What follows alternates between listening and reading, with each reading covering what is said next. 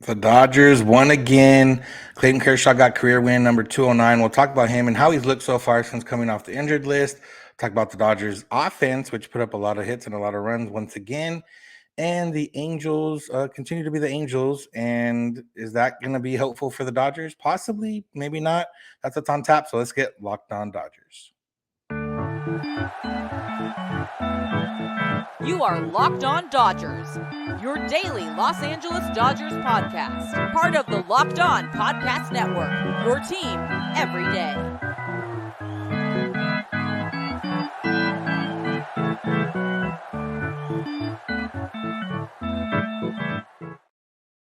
Yo, Dodger fans. Welcome to Locked On Dodgers. We are part of the Locked On Podcast Network, the number one local sports daily podcast network. Locked On, your team every day.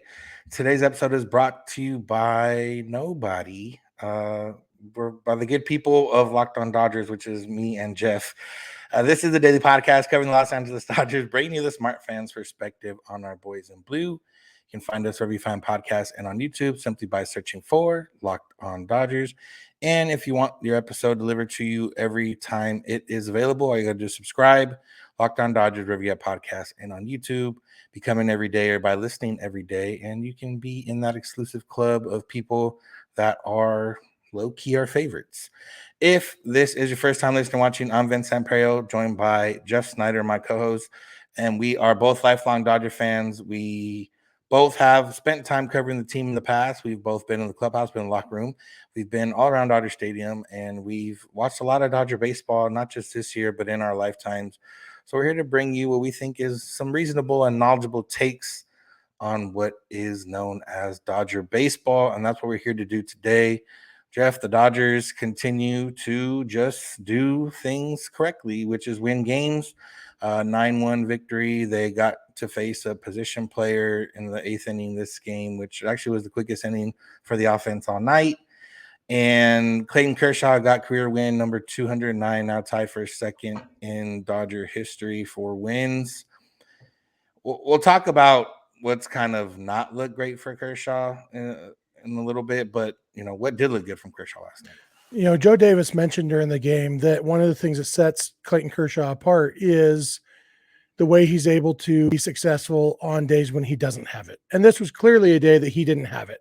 He threw, 42 strikes and 37 balls. It wasn't until his last inning or two that he even, had more strikes than balls overall. It was a grind. He walked 3 guys. He had 3 ball counts on, I think, 7 of the first 9 batters he faced. He didn't have his command, and yet he threw 5 innings and allowed 1 run, just 1 solo home run to Corbin Carroll. That was it. And I think it's really important to point that out sometimes, that's what makes Kershaw special, that he knows how to pitch. He knows how to get outs when he needs to, and to battle through when he doesn't have his best stuff. And I don't know how he does it, but whatever it is, he gets the job done. And it's why you rarely have a clunker of a start from Kershaw.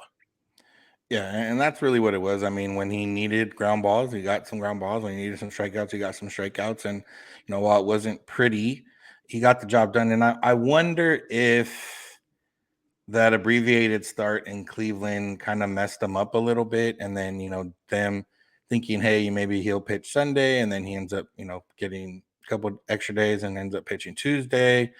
And I only say that because, velocity was down across the board by 1.5 miles on every one of his pitches.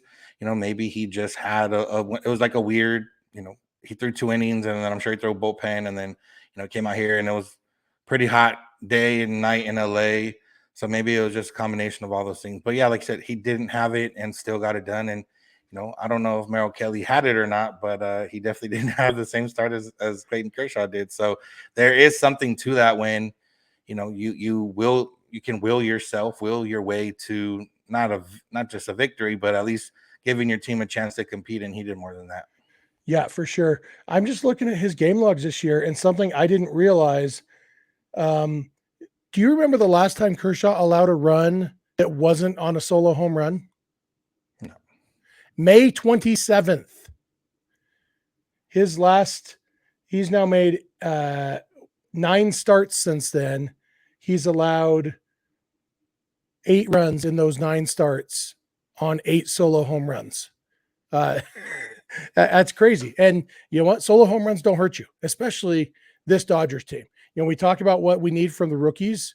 And yeah, if Kershaw went 5 innings and allowed 4 runs, we'd be disappointed.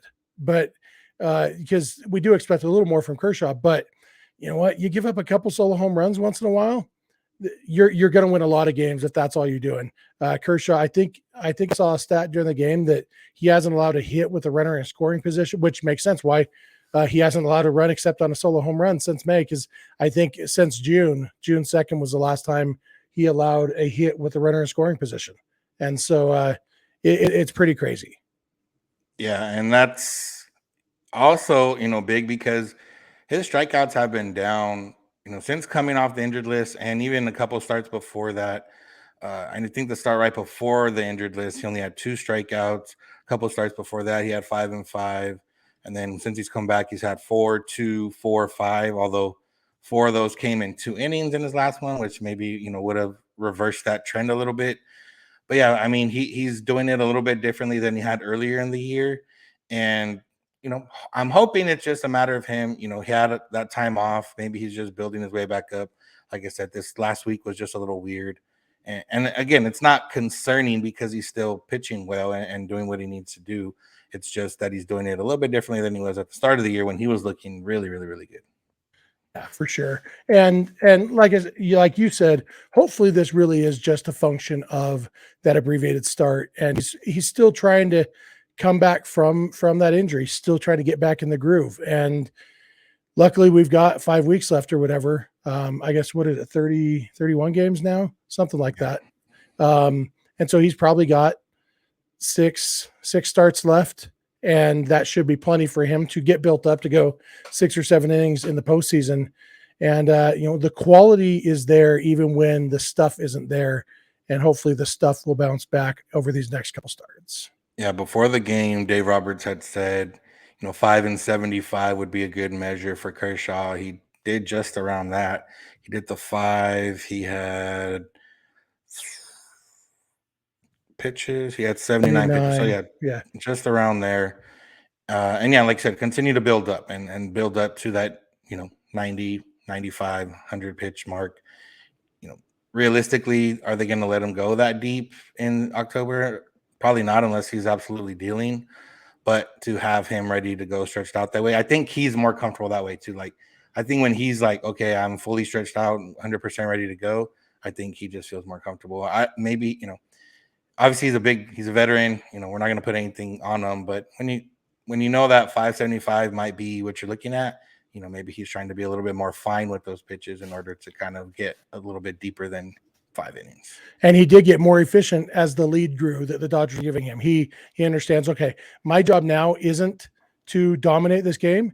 It's to get through my 5 innings and keep this lead pretty darn big. And so, the pitch that Carroll hit out, it wasn't a bad pitch. I was surprised it went out. I didn't think the swing looked like a home run swing, but Carroll must have some pop in that 3 foot tall, 74-pound body of his. And he hit a home run. So, we'll take that because Kershaw was a lot more efficient over those last couple innings as far as throwing strikes. Yeah. And then after that, we saw guys that probably won't factor into October, but they all put up zeros in Gus Varlin, Tyson Miller, and Victor Gonzalez. So that was good to see. Yeah. Until today, I had been in attendance for Tyson Miller's only game with the Dodgers. Now he's pitched 2 games with the Dodgers, and I wasn't at this one. So much for that meaningless stat. All right. The Dodgers offense put up 9 runs. They did it in a variety of ways.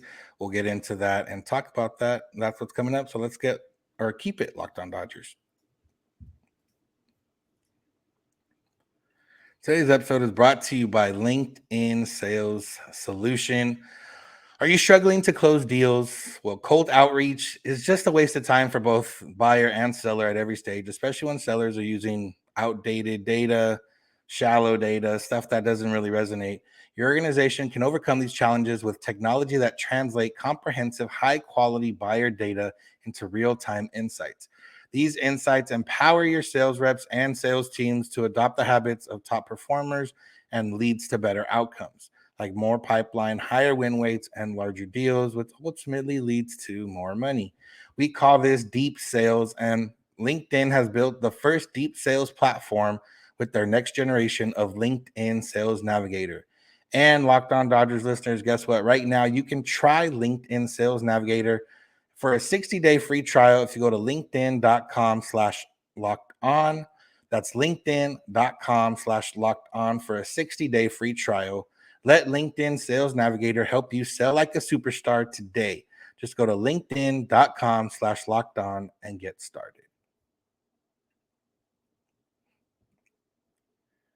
We want to thank you for making Locked On Dodgers your first listen of the day every day. If we are your first listen of the day every day, if we're not, we would like you to do that for us and become a part of the Everydayers, which is the exclusive great club of people that listen to this show every day or with the intentions of listening every single day. And then remember, SiriusXM or SXM app can help you out if you want to listen to the Dodgers home broadcast for any game. Let's just say you can't watch the game tonight against the Diamondbacks, but you still want to listen and see what's going on. Then you can get SiriusXM or the SXM app and just search Dodgers, and they'll help you out right there. All right, Jeff. So let's talk about the offense again. I feel like we've talked about them, but they continue to give us reasons to talk about them. 9 runs, 16 hits, and surprisingly, the only starter without a hit was Freddie Freeman. Freddie Freeman had no for 4 night, but we'll go, Mookie Betts, 2 hits and a homer. Will Smith, 2 hits and a homer. Max Muncy, 1 hit, 3 runs scored. Peralta, 3 hits. Hayward, 3 hits. Outman, 1 hit, 1 RBI. Chris Taylor on his bobblehead night, 3 hits, and even Miguel Rojas delivered an RBI single. It was just, all around good old-fashioned beating on Dodger pitching and on Merrill Kelly, who had just shut down the Dodgers not that long ago before cramping up and having to exit the game and giving the Dodgers a chance to win that game. Yeah, it's I have misconceptions about Merrill Kelly because the Dodgers do hit him pretty well. And so 90% of the time that I've seen him, probably 98% of the time I've seen him pitch has been either when he's pitching against the Dodgers or when he's getting knocked around in the World Baseball Classic. And so I don't think Merrill Kelly's good, even though his stats say otherwise. He's definitely not good against the Dodgers, and I like that. And I was glad to see that back because, like you said, he did pitch well against the Dodgers last time out. And one of the things that really stood out to me was Dodgers only struck out 3 times in this game. Max Muncy struck out once. Miguel Rojas struck out twice. Rojas's first strikeout was one of the weirdest things I've ever seen. He had an RBI single his first time up. Then his second time up, 3 straight swings and misses, and looked like he had never played baseball before. I don't know if he was just guessing wrong on every single pitch because, basically, I think it was all fastballs, and he must have been guessing off speed on all the pitches because, it was one of the worst at-bats I've ever seen. But you know what? When it's only one of 3 strikeouts and the Dodgers score 9 runs and have 16 hits, I don't mind it. 1 terrible strikeout. Yeah, and it was one where, the Dodgers definitely won the BABIP battle today. A lot of the hits were weakly hit. A few bloopers got in there. Chris Taylor had a blooper. Hayward had a blooper. I think somebody else had one of the bloopers. But again, they also had the thump. Like Mookie Betts hit second furthest home run of the season so far for him. Also home run number 36. So he sets a new career high. Still on track to hit 40, which would be the first guy to hit 40 out of the leadoff spot. So we're still tracking well there. Will Smith, good to see him, get some power, put a charge into one. He's really good at hitting that inside pitch, and that's what he did last night. But, we talked about Peralta struggling, and maybe he just likes playing against the DBacks because last time he had the big hit against them as well. But you never know. Hopefully this is a step in the right direction. Hayward looked good. James Outman continues to produce, even if it's not as consistent, but, he's still fairly consistent. And Max Muncy has, I think he has a little mini hitting streak going on right now. So that's a good sign. Yeah, 8-game hitting streak, 7 straight games with an extra base hit. And so, his batting average is up to 205. His OPS is up to 822. That's a legitimately solid season. Obviously, the batting average isn't what we would hope for from him, but he's got 31 homers. So, he's on pace for another 35 homer, 100 RBI season kind of thing that, that's just Max Muncy. Actually, I don't know if he's ever actually driven in 100 runs, but up in the high double digits is where we expect him to be. And that's where he's going to be. So yeah. And on a game where, Mookie did hit the home run, and he scored the first run, had a base hit to lead off the bottom of the first, scored that inning. And so he got the scoring going. But the home run was inconsequential. That was the 8th of 9 runs. Game was basically already over. This really was a game that was won by the middle of the lineup. And, that's what we need. That when we think about the postseason, and last year, the problem was we had Trace Thompson and, guys like that, Cody Bellinger, who couldn't hit at the time. The middle of the lineup wasn't producing.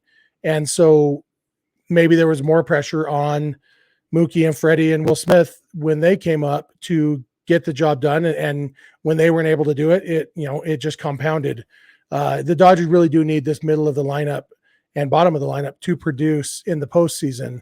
And, hopefully, we talked yesterday about how Peralta had been struggling recently, and this is now 2 straight games where he has played a big role. And hopefully he hasn't hit the ball really well necessarily in any of these, but sometimes it's those lucky hits that get a good streak going. I wonder if there is some motivation playing against his old team. I was watching the recap of yesterday or of Monday's game, and there was the play. I forget what happened, but David Peralta, it was a hit to Peralta, and somebody scored, I think, on the DBacks.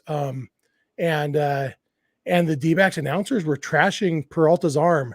We all know David Peralta doesn't have the arm he used to have, but they said something along the lines of every team in baseball is going to take every chance they can get to run on David Peralta. It's like, dude, he used to be one of yours, and it's not even like he left him for agency. The D-backs traded him. Like, you got to have more appreciation for David Peralta. And, even when it's true, you don't say that stuff. And so maybe David Peralta watched the recap too and heard that and decided to say, hey, I'm just going to get 3 hits against you and drive in a couple runs and shove it. I mean, I wouldn't doubt it. Wouldn't doubt that's something that would happen. But yeah, I mean, the part you brought up with the strikeouts is good because we talked about strikeouts last mailbag or a couple mailbags ago. And even though it was a very, very small figure of the Dodgers striking out less, it's still significant in the fact of last year, specifically playoffs. If they had just put the ball in play at least one more time, the series would have went to 5 games, and you would have had a whole nother chance of potential RBI opportunities and ways to beat, the Padres. So it does make a difference that the team strikes out less. If they had gotten to game 5, the Dodgers would have won that series because I think either you or I was going to start for the Padres on the mound in game 5 of that series. Yeah. So that, So, yeah.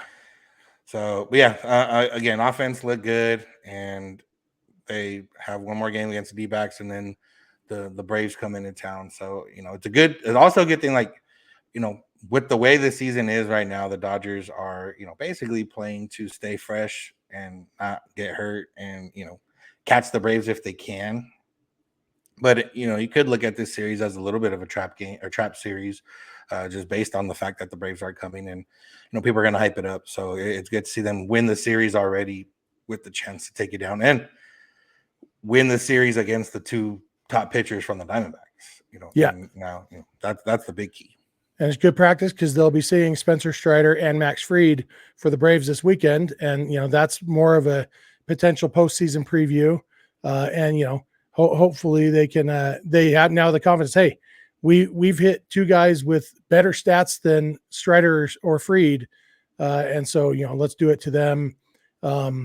It should be fun. Hopefully they can finish off the series with the D-backs. They officially won all 9 series that they played in August. They're 23-4 now this month. Chance to finish the month 25-4 if they can finish off this series and then win the first game against the Braves. Yeah, it's been a good month to be a Dodger fan. Yeah. All right. One team that hasn't been a good month to be a fan of is the Angels. And we'll talk about what they did and what some other teams are starting to do and if that can help the Dodgers at all in September or into October. So that's what's on tap. So let's keep it locked on Dodgers.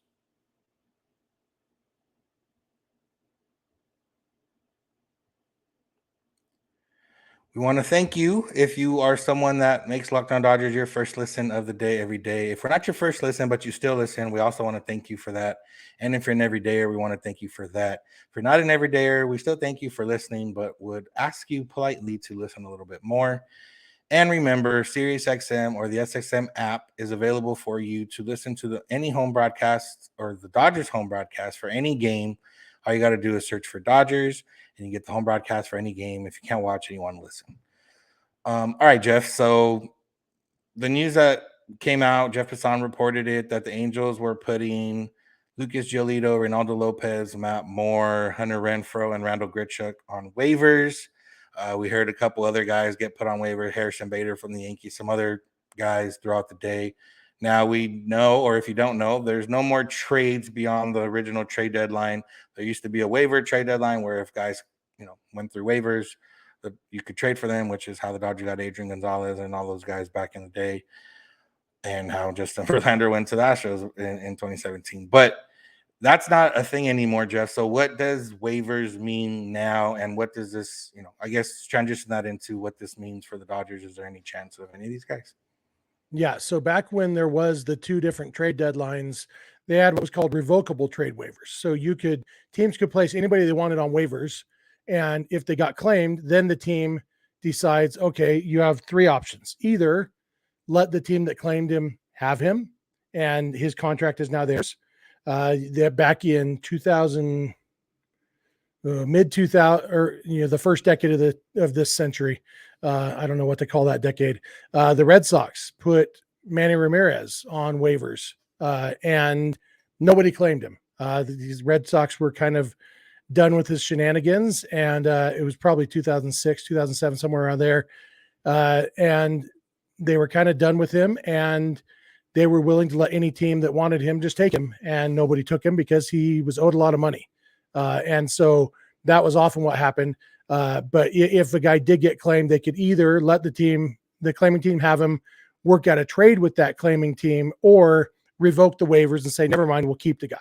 And in order to be traded between July 31st and August 31st back then, you first had to clear those revocable waivers. So anybody who went through waivers, didn't get claimed, then they could be traded. And now that there's no trades allowed, those waivers are no longer revocable. So you put a guy on waivers and there are only two options. Either somebody claims him and they get him, or nobody claims him and he stays on your team. So theoretically, there's a possibility that all five of these guys that the Angels put on waivers could stay on their team. Realistically, there's very little chance of that because all five of those guys have at least some value that could help some team that's hoping to make the postseason. And the reason that the Angels did it right now is because in order to be eligible for the postseason, you have to be in that team's organization by the end of August. And so waivers take 2 days to play out. And so all five of these guys on the Angels will most likely find themselves on new teams on Thursday, August 31st. And by being in those organizations by August 31st, they then are eligible to play in the postseason for their new team. Now, that's why it's important for teams like the Dodgers. If the Dodgers were to claim, say, Lucas Giolito and get him, that would mean he would be in the organization on August 31st, so he would be eligible to pitch in the postseason. Chances are the Dodgers will put claims on at least a couple guys between the five guys from the Angels, Harrison Bader, a couple other guys who we got word of. And there's probably more guys on waivers that we don't know about because the waiver wire isn't made public. It's obviously made publicized to the 30 teams, but the public doesn't know who's on waivers. And so this stuff leaks out from different sources. That's why we know about these ones. And the Dodgers will make a claim, but those claims are prioritized based on worst record to best record. So the 29 teams that aren't the Angels all have the opportunity to put in a claim, and chances are 8 or 10 teams will put claims in on each of these players.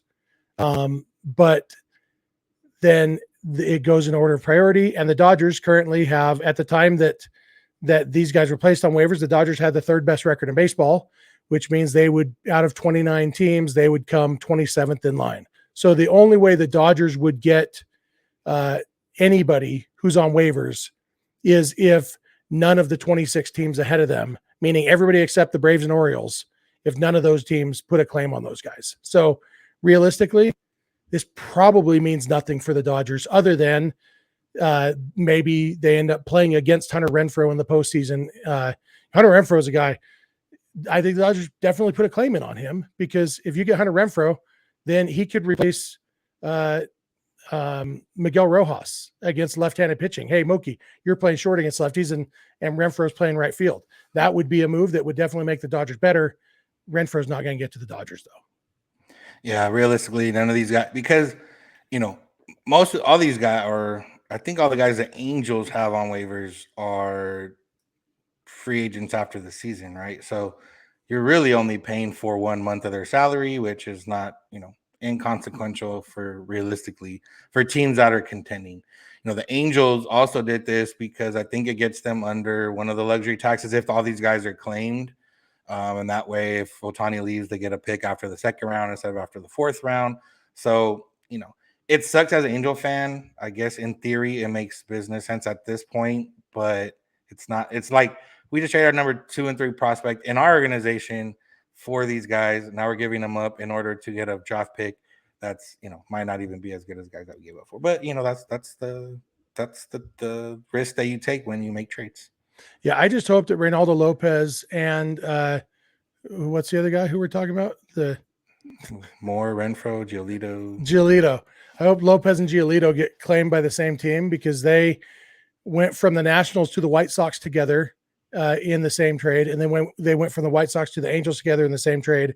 So I want them to go together again. I think their careers just need to be tied together forever. It like you said, it does technically make business sense, which makes me wonder how Artie Moreno allowed it to happen. A smart business move, but it's the kind of good business sense that also kicks your fans in the nuts. So that sounds more like Artie Moreno. It's not inconsequential to bump up your compensation pick for losing Ohtani by 60 picks. That, you're getting a better player in that draft pick. But yeah, it's like, I even saw rumblings that maybe there's going to be a grievance filed by the union, because this isn't a baseball decision. Giving up Hunter Renfroe and Randall Grichuk, who you just traded for, does not make your team better. And so when teams start dumping players for non-baseball reasons, the union definitely gets their hackles up a little bit. And so, what would be awesome in a hilarious way would be if they do all this, they lose these players, and then union files a grievance and they win. And the punishment is that the Angels then lose their compensation pick for losing Ohtani, or at least it goes back to where it would be if they were over the luxury tax, so they don't get any benefit of it at all. Yeah, one name I did see, and I'm sure we'll see some more of these, like Tyler Anderson was put on waivers, but if you put in a claim on him, and he cleared, I think, already, if you put in a claim on him, you get the rest of the contract that comes with them. So there might be some other players like that. Realistically, like Dodger-wise, unless it was an impact player, anyone with more than one, even like a year beyond this year, probably doesn't make sense if it's costly in terms of money. But if it's somebody that would make an impact, then that, the Dodgers can use the financial might in that aspect to take the claim and hope that it works out. Yep. Yeah, we'll have to see. We'll know by Thursday, late morning, probably, how all this shakes out. But chances are it won't mean much for the Dodgers. Yeah.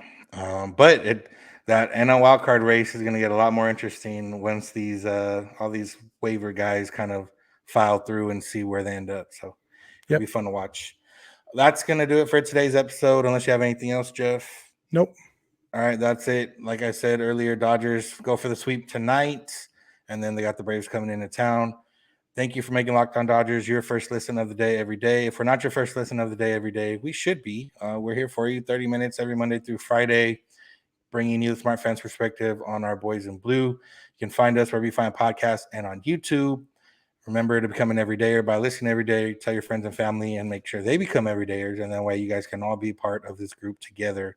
And it's always better to do things together. If you want to find us on social media, we are on Twitter and Instagram at Locked On Dodgers. Jeff is on Twitter at Snydog. I'm at Vincent's91. You can DM Jeff Fry on Twitter if you need to get a hold of us for any questions, comments, or concerns. You can also get a hold of us via email, lockedondodgers@gmail.com, or via voicemail text at 323-863-5625. We're here every weekday morning, and we hope you'll be here with us. When you get in your car, if you're at home, text my advice by podcast, Locked On Dodgers. And remember, you don't have to agree. You just have to listen. Have a good one. We'll see you tomorrow.